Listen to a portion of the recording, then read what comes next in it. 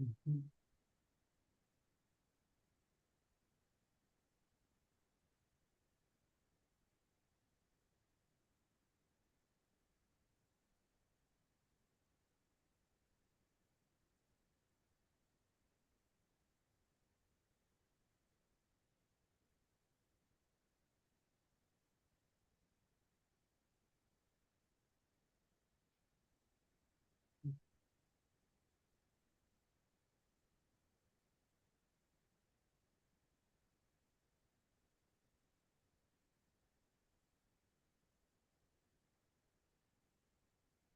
This is Living in Mexico Radio. I'm Ana Maria Salazar. Thank you so much for joining us. It's always great to have you join us every weekend through Grupo Imagen. We've been doing this show for the last, it's been 20 years, I think. Yeah, it's 20 years, and it's been an honor to share with you information, news, analysis about what's going on in Mexico, both in English and in Spanish. And now that we broadcast this show, YouTube Live, it's an opportunity also not only to listen to us, but to see us. So thank you so much. We have now, the tribunal has now declared Claudia Sheinbaum as president-elect. She will be the next president of Mexico. She will be the first woman president, but it seems that the focus of the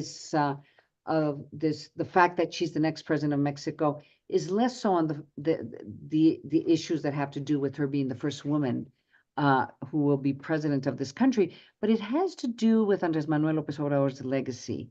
And among the legacy that most concerns us, and it's shown in statistics and in polls and surveys, has to do with security, and it's one of the issues that we've spoken frequently on the show, and Mexico's economy. Well, joining us today is a guest who's been he's been part of the show for a long, long time. I would say for almost 10 years, Dr. Sergio Negrete. He's an academic. He writes about economy and finance, and he's joining us today to talk about his new book. And it sounds like it's going to be a bomb. At least it questions, as far as I've read, it questions exactly that, Andres Manuel López Obrador's legacy in terms of the economy and what perspective, what can we see towards future in terms of Mexico's economy once President Claudia Sheinbaum is sitting in the presidential seat. Welcome to the show. What's the name of the book? And talk to us about it. The name of the book is from, well, let me translate to English. Obviously, it's in Spanish, but let me translate to English. It's From AMLO to Sheinbaum. And the subtitle or part of the title is also Economic Decline and Political Conquest that will continue. You know, because politically it's overwhelming, as we know. I mean, in the electoral victory was really amazing, at landslide for Claudia Sheinbaum, for the Morena party, its allies, but with a bad economy, with economic decline that unfortunately I think it will continue. So the book looks into the recent past, into the present, of course, and the possible future.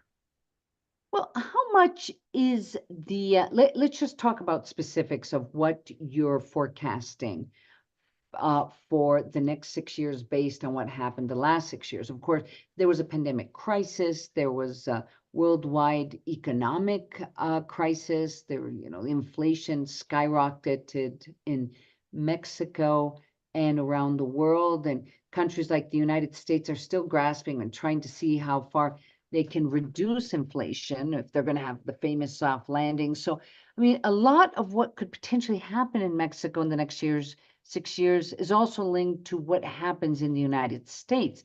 But you seem to think, or at least the thesis of the book is that, even considering that the United States will have a soft landing, that the slowdown won't be as bad as many analysts have predicted, you seem to think that the next 6 years, headed by President Claudia Sheinbaum, are going to be difficult years in terms of Mexico's economy. Am I right? Is that your thesis?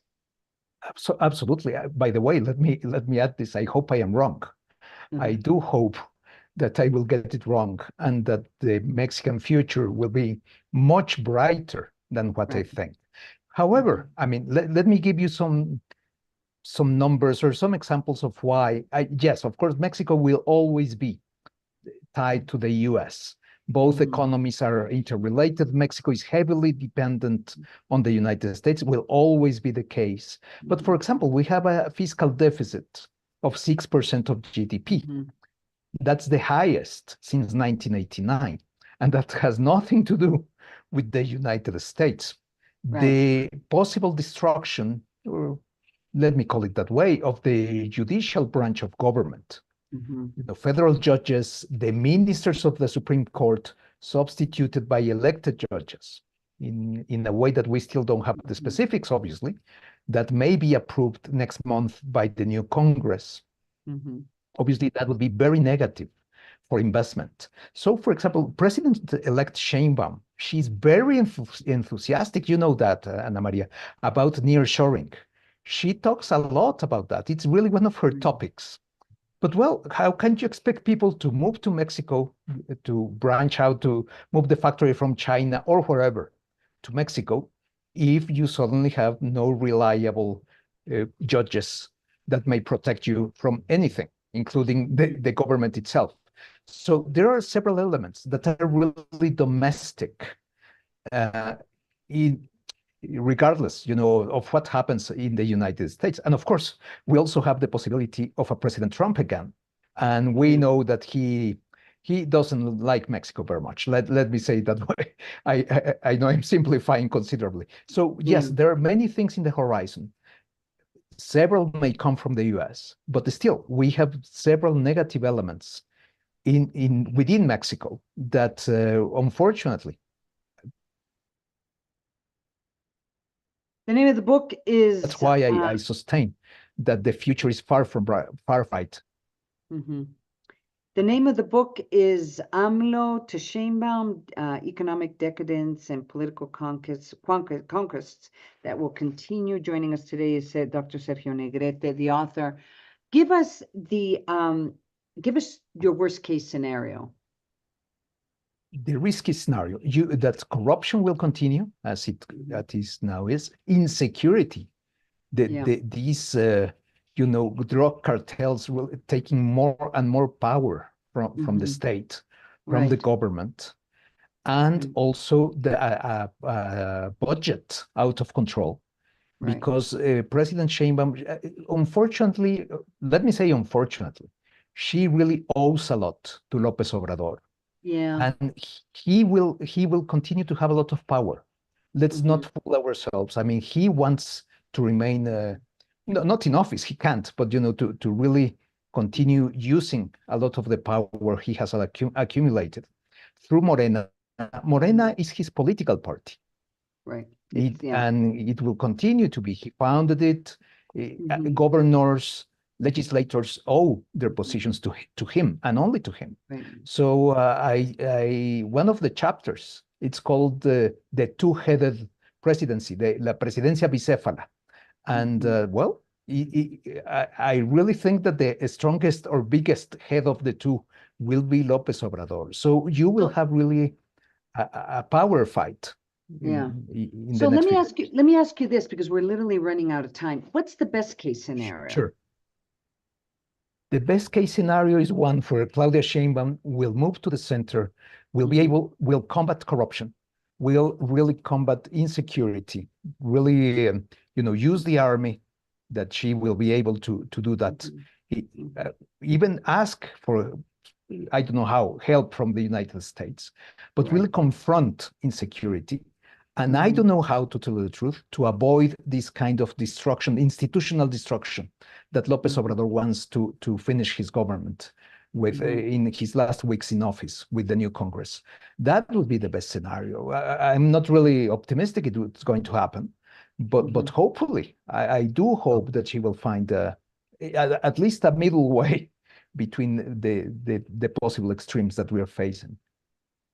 Dr. Sergio Negrete, author of De AMLO a Sheinbaum, Decadencia Económica y Conquista Política que Continuará, From AMLO to Sheinbaum, Economic Decadence and Political Conquest That Will Continue. You can find his book in Amazon and Mercado Libre. Is that correct? That's correct, and it's available in print and Kindle version, the ebook. In Kindle versions. Thank you so much for joining us. Thank you, we're going to go to commercial break. Congratulations. Congratulations Thank you. on this book. I know you've been working on it for quite a while. Thank you so much for joining us. We're going to go to commercial break. I'm Ana Maria Salazar, and you're listening and watching Living in Mexico. Don't go away. I'll be